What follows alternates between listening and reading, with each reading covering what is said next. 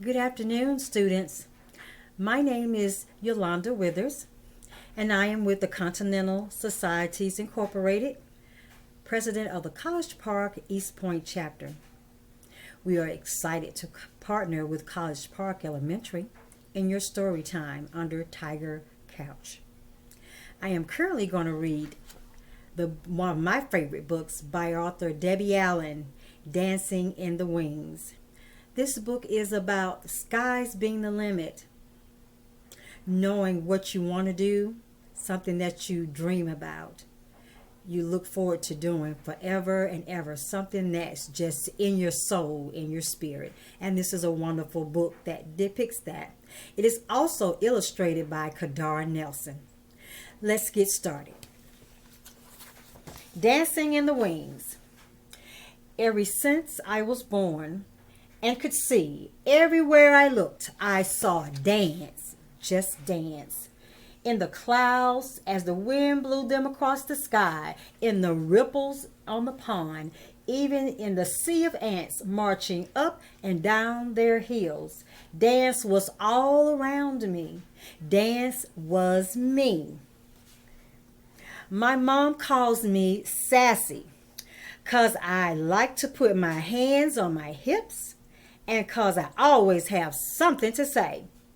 Well, if you had feet as big as mine, you'd understand why. There's Miss Sassy standing there. You should join the swimming team, since you've got those long toes and don't need any fins, my older brother Huey teased.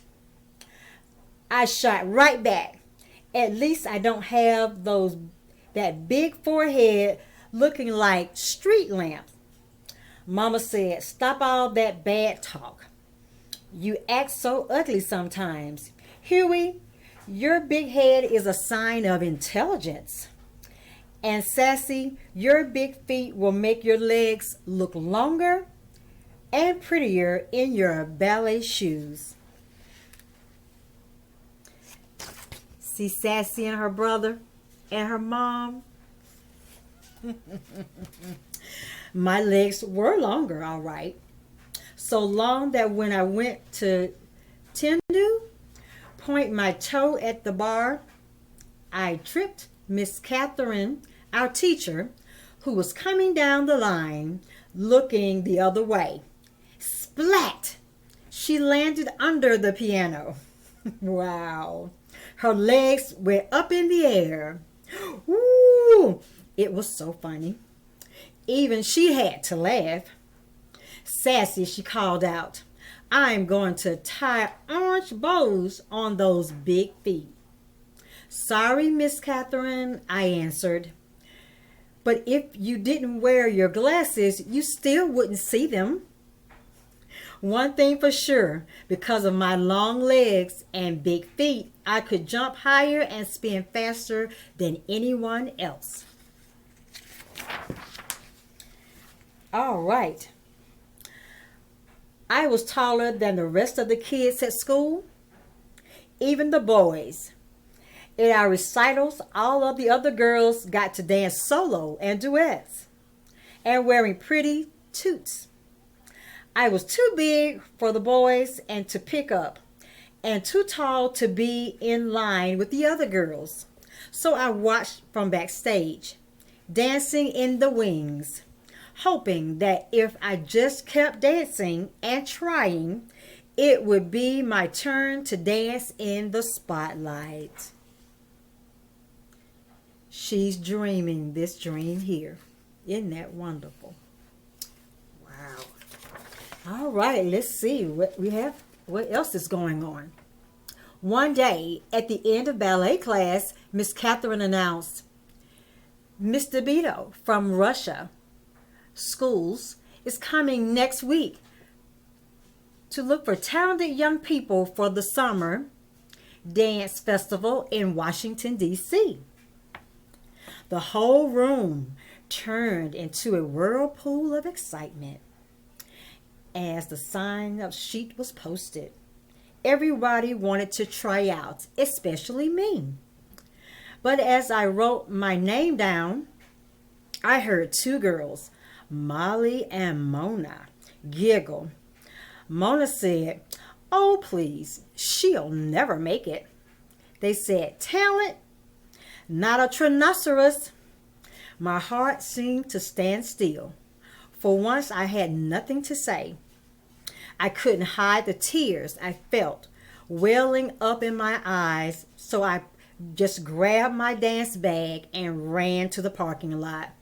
Oh, they hurt her feelings. See? But it's okay. We're going to rise above that. And here we go. As she walked out of school, she heard a familiar honk honk and turned to see her Uncle Red in his bright green pickup truck. See the pickup truck? Uncle Red had the whitest, tight, curly hair, smelled of cigars, and every day wore something red. A tie, a hat, a shirt, socks, maybe even his shoestrings, just something red, like my jacket. Why of all days did Mama had to send him to pick me up? Why today? I was not in the mood for his jokes or stories, but I quickly tried to dry my eyes and smile. "I got a good one for you today, Sassy. What did the banana say to the monkey?" "Split! Ha ha ha. Got it, split, banana split." I started to cry. He said, "Sassy, what's wrong?" I told him what happened. "I'm just so much taller than the other dancers, Uncle Red." "Sassy," he said, "you gotta look at that as a gift. Being tall means you can see all around, so you can always find the right path to take." "No," I said, "it means I stick out like a big acne bump on someone's nose. I'll never get to dance. I waste a lot of time going to that audition." "Listen, gal," said Uncle Red, "if I was as tall and pretty as you, I wouldn't need to wear red so people know it's me coming and going. All you gotta do to make your mark on the world is walk into a room." By that time, they got home. Uncle Red had cheered me up, had my laughing face and feeling better. As I got out of his truck, he waved goodbye, calling out, "Make your mark, gal." Huey and his football friends stopped playing. Huey yelled out, "Hey, Sassy, why don't you come and play with us? We need a goal post." Her brother Huey, he was being very bad. He was playing with his friends in the yard. His little mean ugly friends laughed. Boy, did that mark make me mad. "Sure, if we can use your big head for the ball," I shouted back. His friends screamed with laughter. Huey got so mad he turned red, looking like a tomato with a big head. Ha ha. We were just about to go at each other again when Mom called us inside. Now, this is at night when she's staring at the stars in the sky. Late that night, I lay awake, staring out my window and thinking about Uncle Red's words. I could see myself dancing on the Milky Way, swirling like a twirling shooting star. Next thing I knew, I was talking to myself out loud. I'm gonna go to the audition, big feet and all. Wow. That's beautiful. All right, let's see what happened next. On the day of tryouts, the kids came from all over the city. It was so crowded. Everyone was expected to wear black, but like Uncle Red, I picked my own color, bright yellow. And instead of standing in the back, I squeezed between Molly and Mona, right on the front row. I ignored their snickering. Miss Catherine came in and introduced Mr. Debato. Everyone applauded. Boy, was he short. Couldn't have been more than 4 feet 9 inches tall. I started walking down the rows, packing back and forth, just looking at us. Then he stopped right in the front of me and said, "Young lady, why are you wearing that loud yellow leotard? I'll need to put on sunglasses to see anybody else. Please go to the back row." Wow. Molly whispered, "See ya. Wouldn't want to be ya." At least he noticed me. I snapped. I put my hands on my hips and walked to the back. The first round of auditions was centered floor exercises. Mr. DeVito walked around, pondering and poking, making corrections.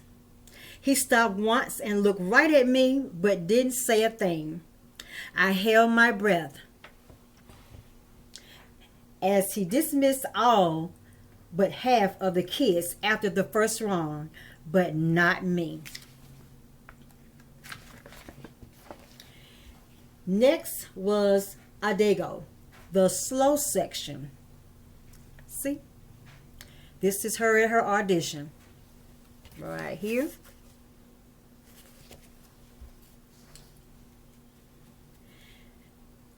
And actually, she stood close to Monica as she could and whispered, "You little skinny short legs are gonna look like chicken wings next to mine.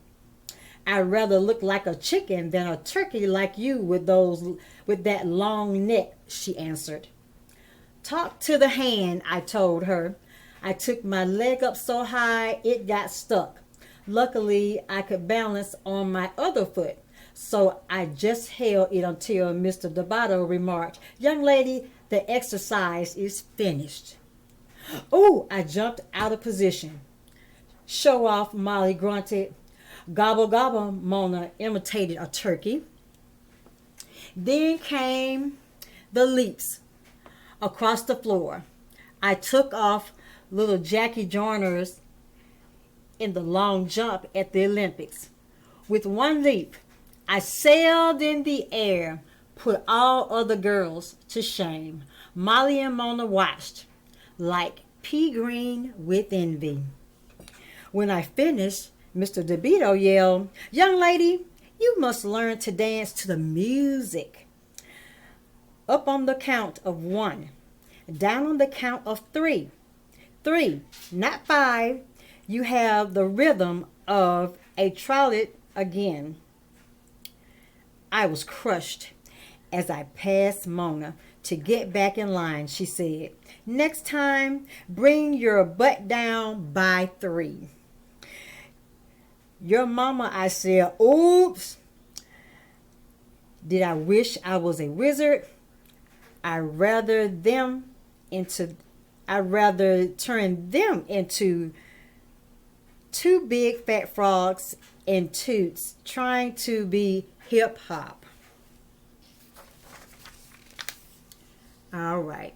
Everybody is in position, and of course, she is in the back. See? And that looks like that's the story always with her dance rehearsals and tryouts. But guess what? It's going to get better. By the end of the day, there were only 7 of us left. Mr. DeVito called out everyone's name except mine and asked them to step forward. Standing alone, I really had to fight back and hold my tears.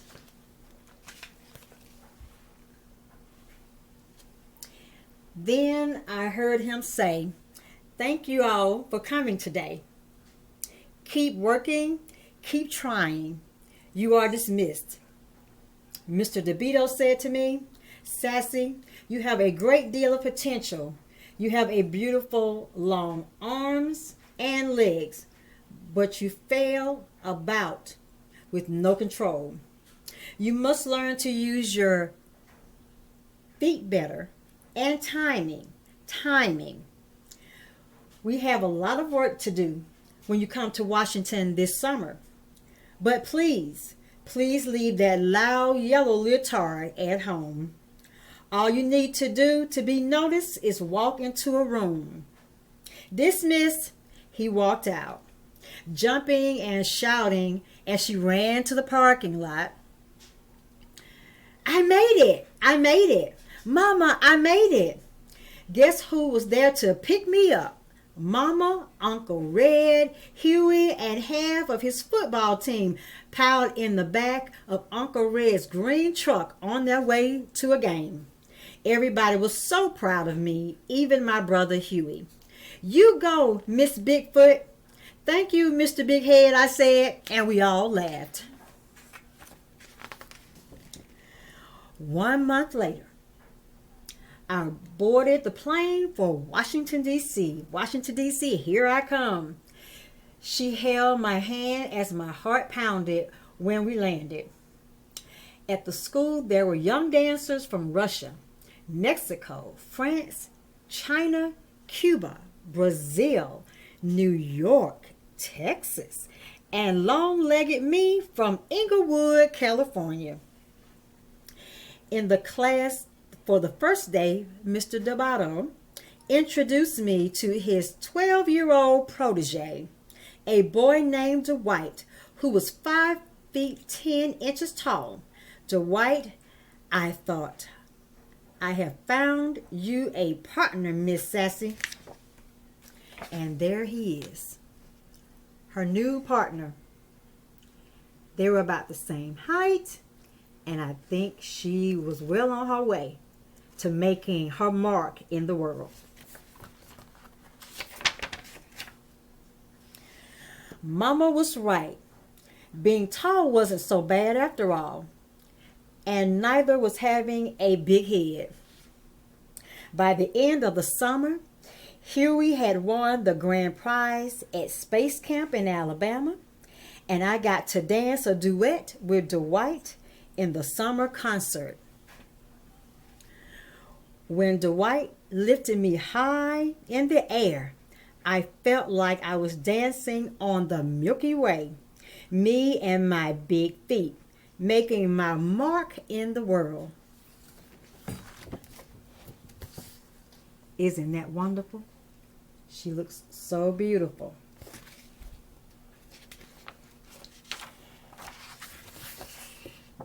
The end. Boys and girls, that was again our story of Dancing in the Wings by Debbie Allen. This book says, in Dancing in the Wings, you aim high, you soar. You do what your heart desires, you perfect it. And here you will be in the wings, dancing, doing whatever it is that you desire to do and be the best at it. Thank you for sharing story time with me today, boys and girls. You have a fantastic day. Thank you. My name again is Yolanda Withers with Continental Societies Incorporated, College Park, East Point chapter. Signing off.